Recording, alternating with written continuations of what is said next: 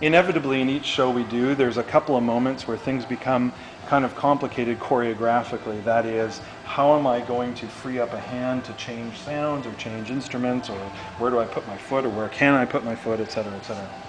And one that I had to figure out was at the end of the piano intro, or Firth of Fifth, when I have to get to the organ really quickly, it goes. And strictly speaking, what happens is, but there's no way I could possibly do that. To move that fast, I would inevitably play something wrong. So what I had to do was find a chord which kind of accounts for two chords, which gives me a spare moment. I'll show you what I mean. Literally it goes, but what I do is instead I just play one chord here, and then I use this hand for these two notes, which leaves this guy free to get over there. So I can go.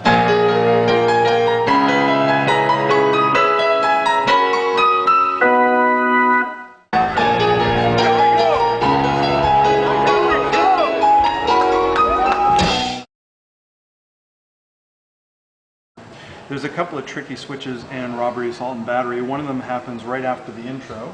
And the trick is to get both hands over here, because what happens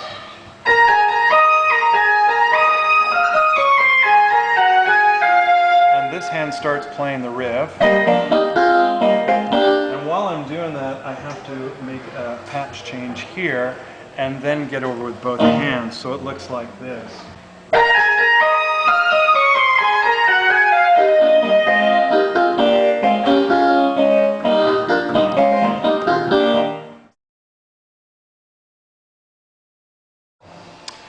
One of the trickiest parts to figure out was the that little bridge part in Robbery, Assault and Battery, when it basically goes, because you quickly realize that it is physically impossible to play what he plays on one keyboard. You can't move that many notes with two hands like that. There's just no way. It was never really meant to be played. It was a studio trick. But in order to sort of get around it, it was the day that I realized that if I take the same sound on both keyboards, I can sort of move between the hands in ways that I could not do on one. So you do it like this. The hands never get in each other's way, and then you can play the whole thing with all the chords.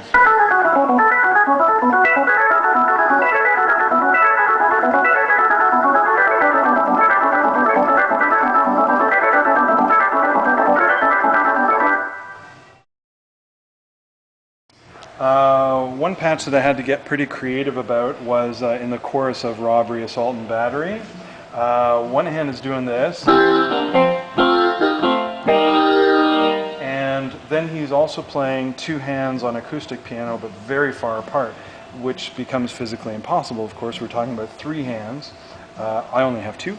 And so what I had to do was figure out a way to trigger these really low notes down here, which there's no way for me to play. So what I did was up here is I sampled myself playing a chord with two hands and put it on one note. So there's one. Here's just a normal note, and next to it you hear this. So that's actually me playing that. Here's another one. And I think there's another one here. Yeah. So I can go.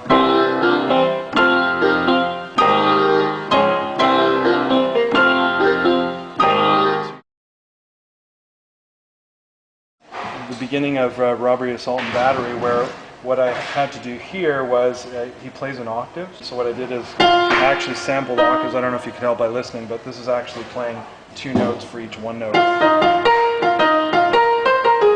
I got one hand over here going, and then I got.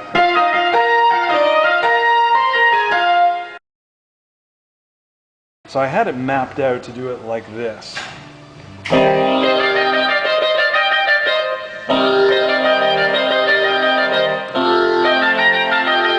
But unfortunately, it's just impossible to move that fast and put the pedal down to sustain this chord. While you do that, there's just no way to make it happen.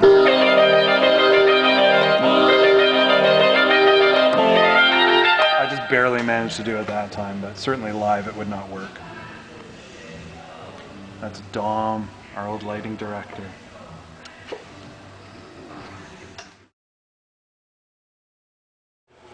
And then there's the odd sound effect here and there that I had to actually just sample from the records or stuff, like this one in Supper's Ready.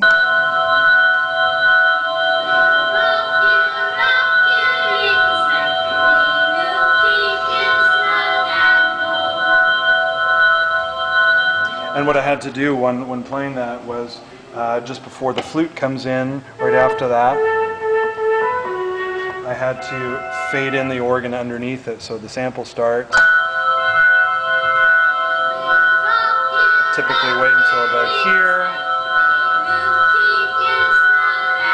and then I start fading in this one.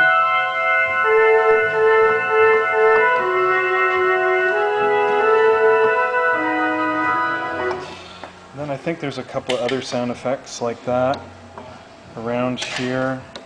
Whoa! It'll end with a whistle and end with a bang in Supper's Ready. That's the obvious sound effect that comes right before the piano.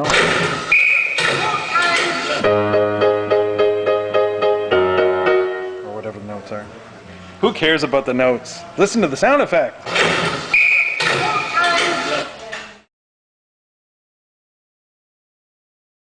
Another little programming thing I had to think of was how to give myself time at the end of Firth of Fifth to get over to the organ and the arp for the part that fades out at the end where I do this.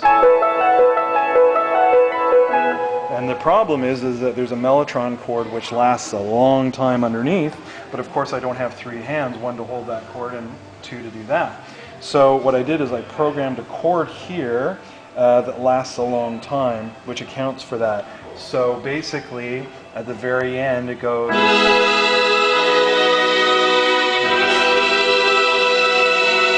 then I play this chord, which gives me all the time in the world to go.